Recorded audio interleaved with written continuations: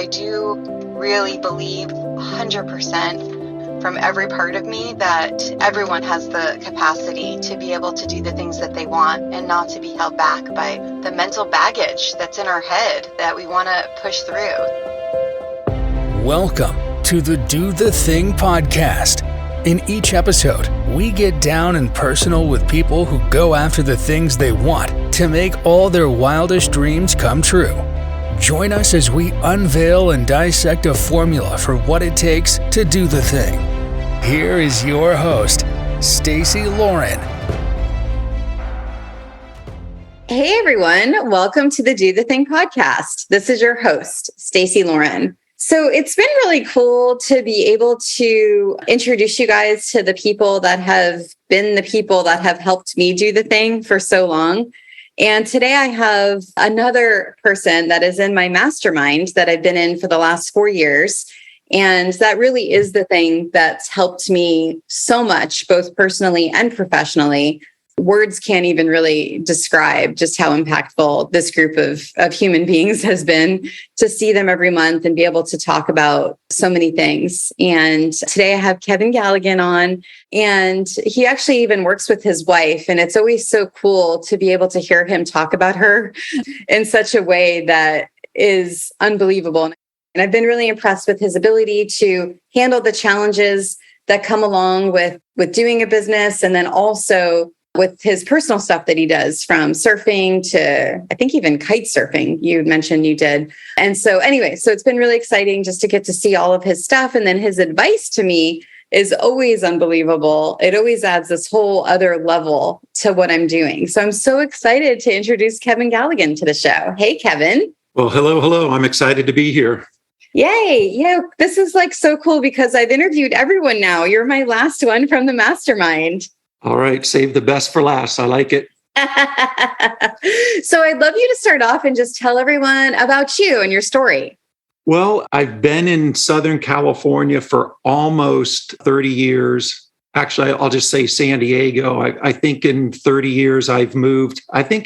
It's about a 3-mile radius. So I'm kind of a beach guy. So I've been in the same beach area. I came to San Diego 30 years ago, and I was only supposed to be here a couple years. And I think the first weekend I was here, I said, I'm never leaving this place. I remember it well. It was a February and I was surfing and it was a beautiful day. And I just said, I'm never leaving.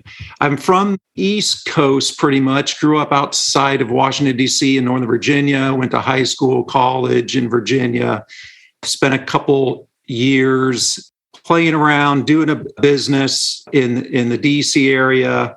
For some reason, I got out of college. I just kind of knew I didn't want to work for anybody. Just started doing my thing, and had an opportunity to buy an existing direct mail business that was very, very small at the time in San Diego. And I thought, well, that sounds like a good thing. Go out there for a couple of years. And 30 years later, still here. I'm still have the same business. I've done a lot of different businesses in between over the years, but I like this business. I know it well. So it's been good for me and my family. And I think that's about it intro wise. And I'll let you just keep asking all the good, juicy questions. I actually didn't know you were from the DC area. Yes. My father was at the Pentagon, and we were just, lived out in the suburbs, and it was a great experience for me. Just great. Just all my classmates and friends. I really enjoyed high school, and I really enjoyed college and all the people I met. Well, that had to be amazing, getting to see him kind of do his thing as he's working at the Pentagon, and then you being able to witness that. Well, ironically, we don't know what he did. Oh, right. I guess there is some privacy with that. I don't know. He just told us he budgeted. That's about it. Wow. Which is cool. Interesting. And then in college, how did you know that you didn't want to work for anyone else? I had a job in high school at a local movie theater. There were 3 theaters, and somehow hook and crook got a job there at 14. So my freshman year in high school, and I was a projectionist. And I just had some mechanical ability, I guess, but somehow got the job. My dad actually had a contact and said, yeah, this will be great. You can turn the movies on and study up in the projection booth and it'll be great. So I did that. And I think it's just, I don't know, the 4 years of doing that. And then I did some summer jobs down in downtown DC where I was a field engineer, really kind of a field engineer assistant. And it was high-rise concrete construction buildings. It was big buildings in downtown DC, and driving down there and being on the job at 6 a.m. I don't know. I think I just early on kind of always looked at people who had their own business and just, it was just kind of a thing I was attracted to. Yeah. And I'm always wondering because it sounds like, so your dad didn't own his own business, right? Since he worked for the Pentagon. Like, so where did you see these people? Because I always wonder where it starts from. I think so my dad came from Denver, Colorado, and his family was big in the meat packing business. And I think so I had a little bit of exposure to that, not a lot, but I think there were a couple in the suburbs of DC and Northern Virginia. I think so many people worked for the government in that area.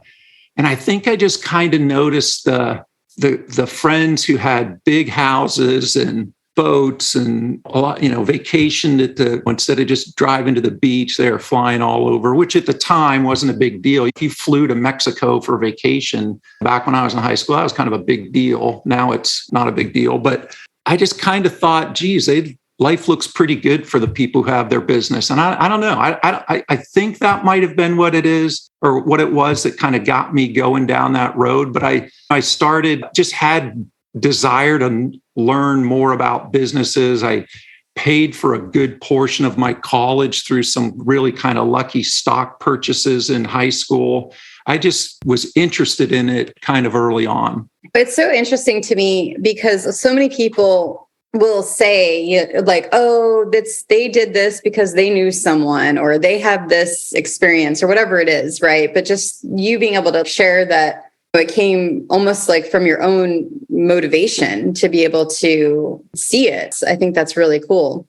I think one of the key things too is both of my parents were very supportive of anything that I would do. So my mom, especially, my father died when I was in college, but my mom was always just very supportive of, oh, after you graduate from college, you want to go out to Aspen and ski for the season. That sounds great. You should do that. So I think she was always, from really any kind of venture I got into, she was just extremely supportive. Even when things were not going great, she was just super supportive. And I had friends who their parents, didn't realize it. I just took it for granted, I think, at the time. But then I had friends whose parents would say, oh, you can't go start a business, go get a job. And my mom was never like that. I like that. She wasn't expecting you to live this like prescribed life. She realized that you were going to do what you wanted to do and not to hold you back from anything, it sounds like.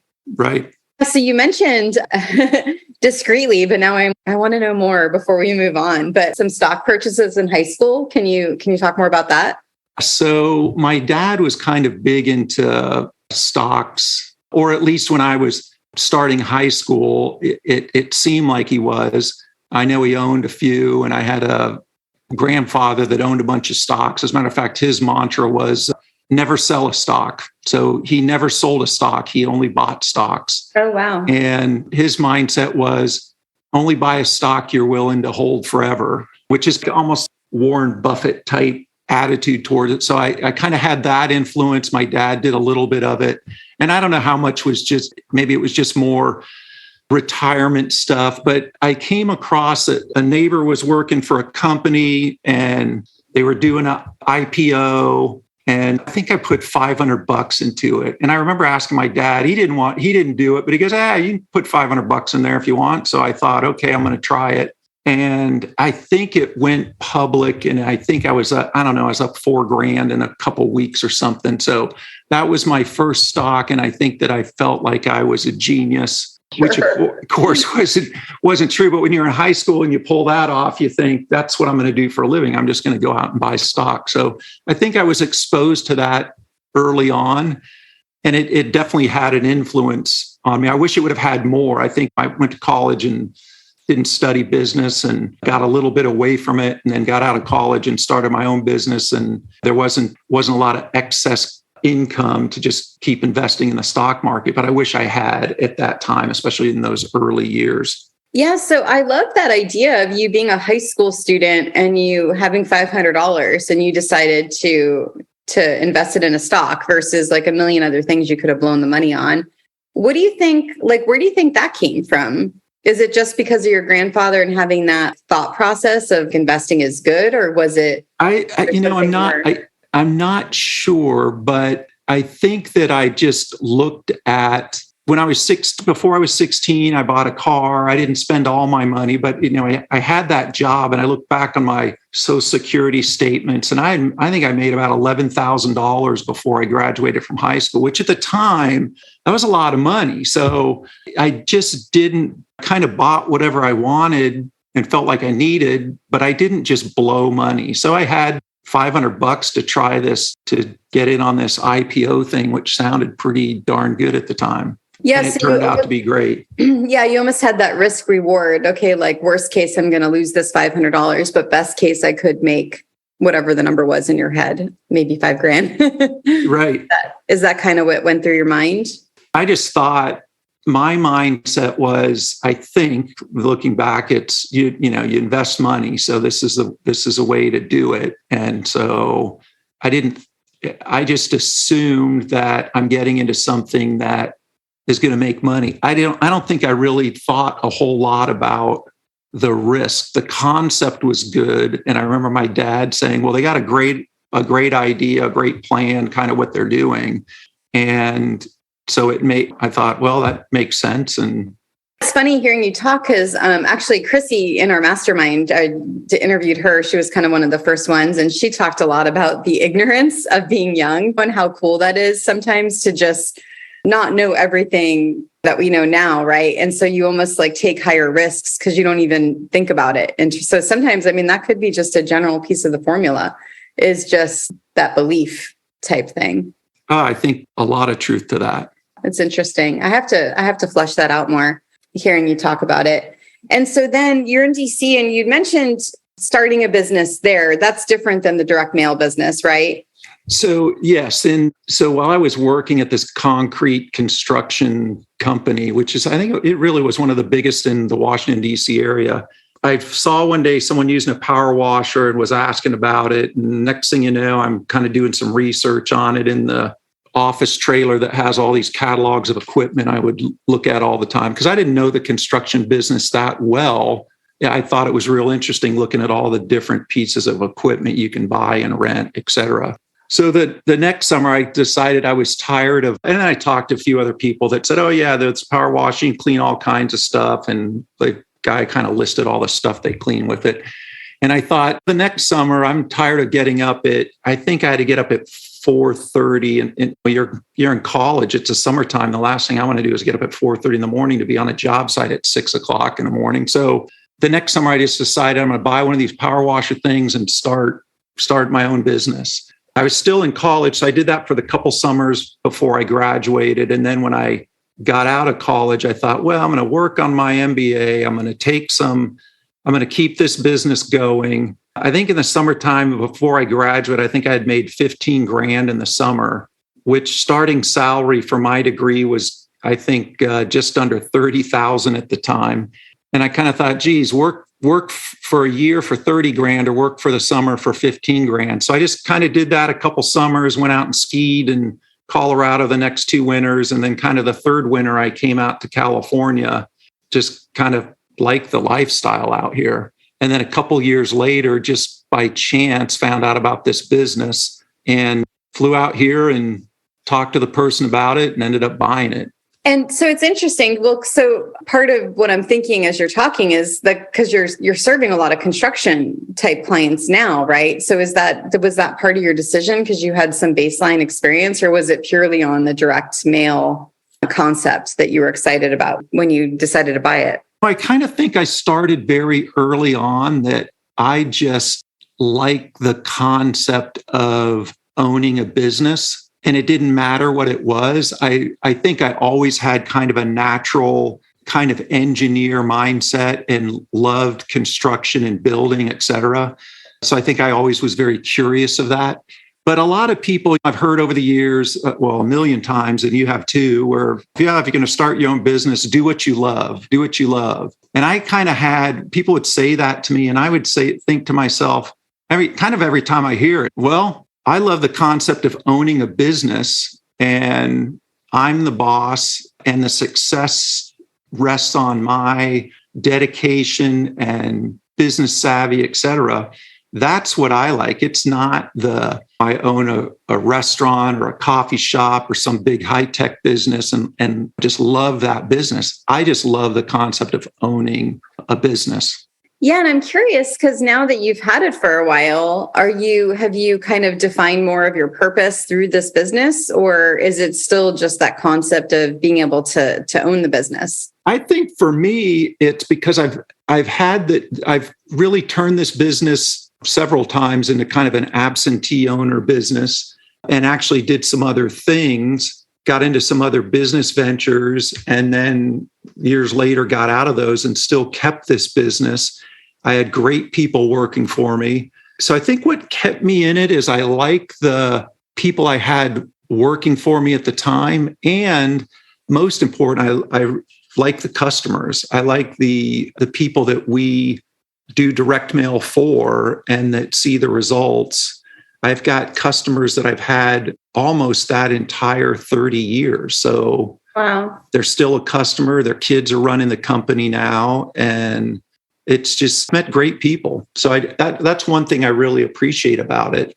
And I just think it's interesting. When the internet came along, I thought, well, I've got a few years left. I need to start looking at something else because the internet's going to kind of take over the world. And ironically, it's direct mail is still there. It's still relevant. It still gets results when done correctly.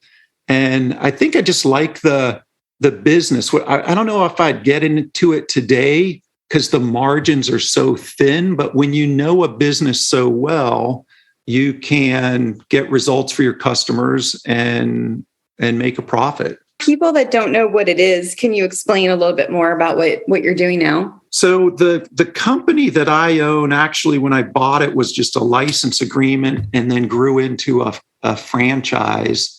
So it's a direct mail franchise called RSVP is the name of it, which is the idea behind the name was the French, please respond, RSVP, respondez, s'il vous plaît, is where it came from. So the idea is that was the name of the business, and it's please respond to these advertisers. A lot of people don't get that when they see it, but that's kind of where it came from. But our niche is targeting single-family owner-occupied homes in the areas that we target. And I'm in San Diego, Orange County, and Riverside. And so primarily we're targeting the top third of the single-family owner-occupied homes. And a lot of our clients are upscale home improvement companies that are trying to reach that demographic. That's really our niche. It's a package of postcards. So I kind of would describe it as the Cadillac of direct mail. Now, unless you get it at your home, a lot of people don't even have any clue what it is. So, and then I've got customers here in San Diego, and I'll meet someone and start talking to them. They'll ask me what I do, and I say, this is what I do. And they go, oh my gosh, I've been getting that for 30 years. I know exactly what you do. I've used this company and this company and this company and this company. And they talk about all the things that they've used over the years, and they've used our product to reach those companies. So that's really the business model. It's got great franchisees. I've got great friends from all over the country that do the same thing I'm doing. And again, it's got great customers. And that's why I keep doing it. And it really is a good lifestyle for my family. Some of my top sales reps have retired. We went from working in an office for 25 years and 6 years ago bought a bigger home with more bedrooms and tore that house down to the studs so that we could have a few offices in the house. And my wife's in the business, so she has her own office. I have my own office. And then we've got an admin office. I think it's that close to the beach lifestyle. We work hard at what we do, but we don't have, there's if I want to take off in the afternoon, I can. So it's a good lifestyle business for us. Yeah, it's great when you're able to kind of combine everything that you love and then it works. That's for sure. So I was wondering too, I didn't realize the franchise owners are kind of all buddies. Does that help with the business owner isolation? Are you able to go to them with things that are happening?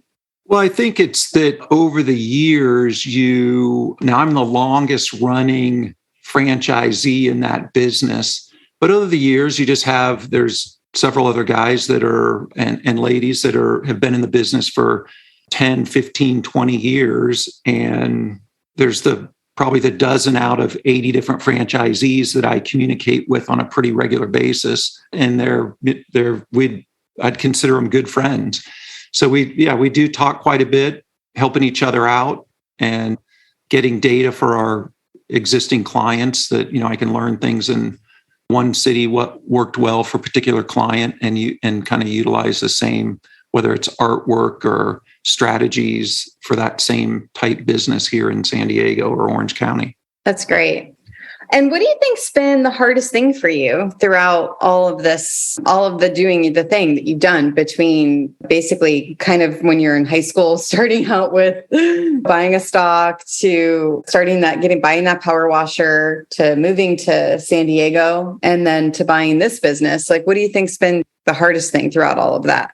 Well, I think starting my own business right out of college, or actually in college, was really kind of easy because I had that fallback of, hey, if the business goes bust or this doesn't work out, I've got my college degree, I'm just going to get a job. And kind of getting it going right away, there really wasn't a lot of risk, or I could just live at my mom's for a while.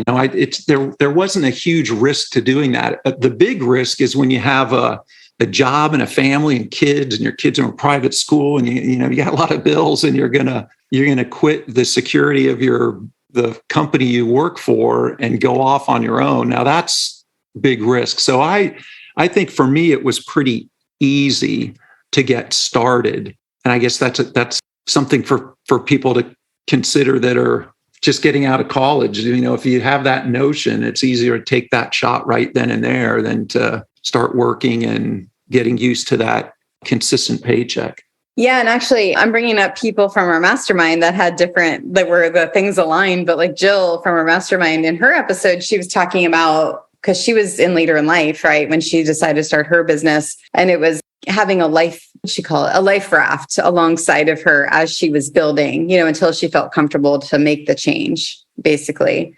And I think that's true. It is a lot easier to, especially if you have the backing family and support, to be able to do the thing. But when you're older, if you do have more responsibilities and you want to take the step, it is okay to go slower while you're doing the thing and making sure things are settled. You don't always have to burn the boats. That's my 2 cents here. That is true. I agree with that.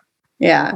So I'd love to also talk to you about, because you do a lot of things personally, which kind of shows you doing the thing. Can we talk a little bit about that? Absolutely. Yeah. So I know you surf, you've mentioned that. And I think you do other stuff too. I think kite surfing and different things. Do you want to just talk about what those interests are? And then we can kind of dive in a little bit more. Absolutely. So it's funny, ironically, and I was just talking to another dad on a flag football practice the other day, that kind of what different sports we got into when, and et cetera. And I kind of realized that I was a big skier in high school on the East Coast. Of course, the ski resorts everybody hates them because they're short and icy. Pennsylvania, et cetera, is kind of where we went. But I got into that. But then right out of college, went out to Colorado and thought I was going to ski and got into snowboarding right away.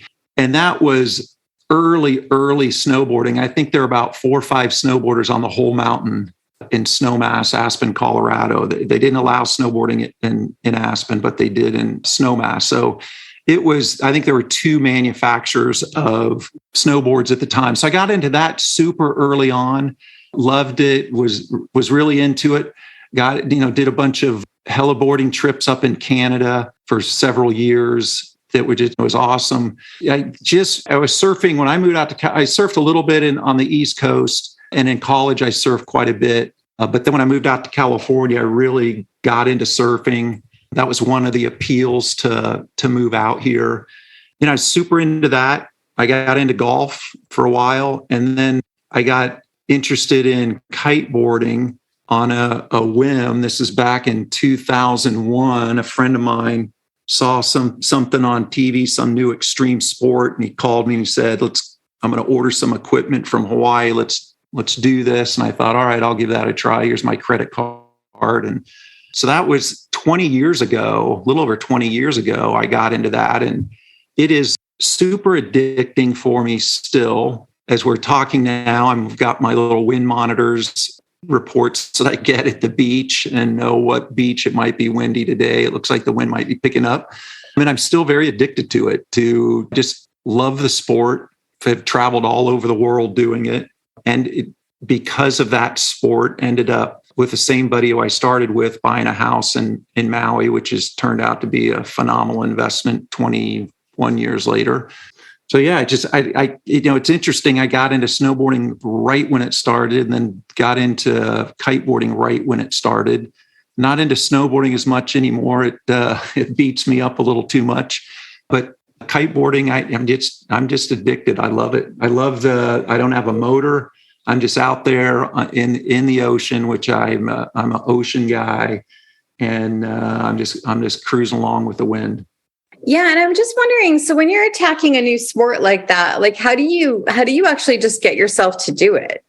I guess it's been a while since I attacked a new sport. So over 20 years, I think I've just always had the desire to just try anything. And in kiteboarding in those early years, the equipment was not great. It was not safe at all. It took a lot of risk.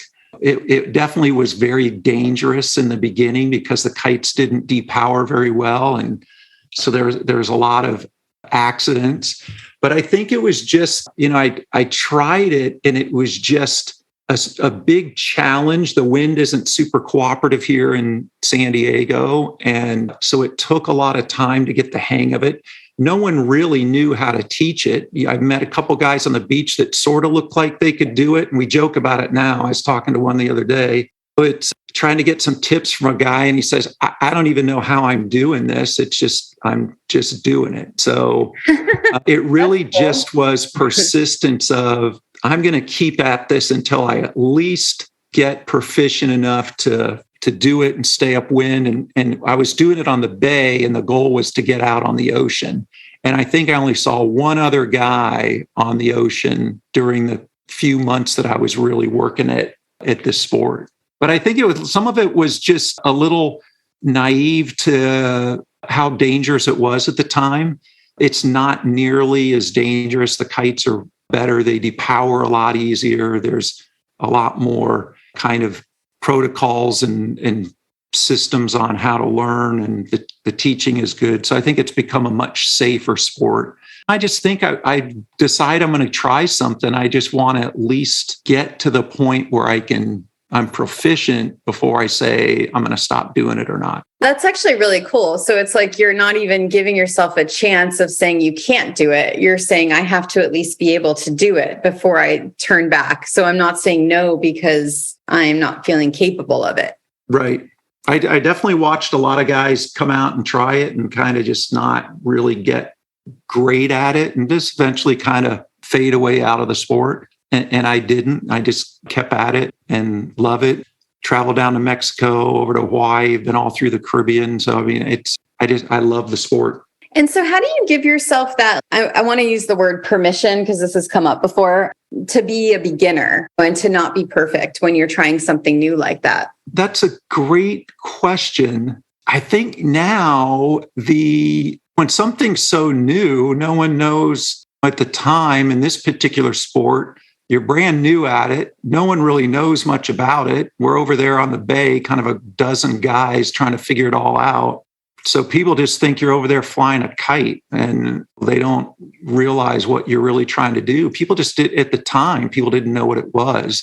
But now I think it's just, I don't know. I approach things as even with my son and teaching him baseball. I wasn't a baseball player, but he loves it. So I think I have a instinct to quickly figure out whatever system I need to teach or learn something. So YouTube is phenomenal for learning. If someone wants to kiteboard, you can learn a lot of the overall basic concepts. You just keep watching over and over again, even before you take your first lesson. So you just have a good idea of what to do and the different levels and accomplishments along the way. And I think that's how I approach things. It's, how can I do this efficiently and quickly and safely? Am I in the best spot? We were learning 6 months after we started kiteboarding at the time. We didn't realize it, but when I finally made it over to Maui to experience what kiteboarding really was like, and good, strong, consistent wind kind of changed everything very quickly. So San Diego is a tough spot to learn. Once you know how to do it, it makes it a little bit easier, but it was a challenge at the time to learn here. Now they have if you're going to learn kiteboarding, probably this isn't the best spot. You do your research and find some other spots across the country that just the wind's a little bit more consistent. But I think that to answer that question again, it really is just, when I approach something new, I don't overanalyze, but I want to efficiently figure out, okay, how am I going to go about doing this? I don't want to just go sign up for lessons. I want to get the most out of those lessons. So what can I learn ahead of time? And what am I going to be learning? And what skills do I need? And what do I have to think about? What does my head have to think about as I'm trying something new? That's good. And what do you say to someone that's like, well, I don't want to look dumb in front of other people, like trying something new? Boy, that's a boring way to go through life, that you just don't want to look. It's looking novice, or being a novice is part of life. So you just have to get over that. Or I don't know, life's going to be pretty boring if you only want to do things that you know and are good at. And okay, the time is here, Kevin. Are you ready? I'm ready. Okay. What is your number one piece of advice for people on doing the thing? Number one piece of advice. I think to kind of look at how do you usually approach things and what's the challenge, and to just quickly, okay, that's my challenge. This is how I normally approach things. The challenge is too big. How do you just get around it? Just go around the challenge and just go do whatever it is you want to do, whatever that goal is, just go around the challenges. Don't try to take those challenges head on. How can you just ignore them and go around it and get started? So good. Well, thank you so much. This has been so fun. I am excited. Am I able to share that I'm your first podcast interview? You are. I've avoided so many invitations to do a podcast, and you're a special person, and I've enjoyed having you in the mastermind and watching you just do your thing and grow. And so when you asked, there was no hesitation. I will definitely do it. So I'm excited to be the first one, or for you to be the first one interviewing me. And it's been fun. That's so cool. I feel honored. And why don't you share with everyone how they can learn more about you? Yeah, I'm easy to find. So it's rsvpmailers.com is probably the easiest way to find me. There's some other web pages out there, but starting there is probably a good place. And with good old Google today, put my name in there, and you can, and direct mail in San Diego, and I'm going to show up in LinkedIn, Facebook, all those places, so you can reach out whichever way you like. Perfect. Thank you. Stacey, it's been awesome. Thanks for listening to the Do the Thing podcast. We hope you enjoyed the show, but even more, we hope you'll be inspired to do the thing. Do you have a burning question on doing the thing that you'd like answered? How about an inspiring do the thing story of your own that you'd like to share? We'd love to hear all about it. Just leave us a voice message at dothething.callcast.co or email us at hello@dothethingpodcast.com.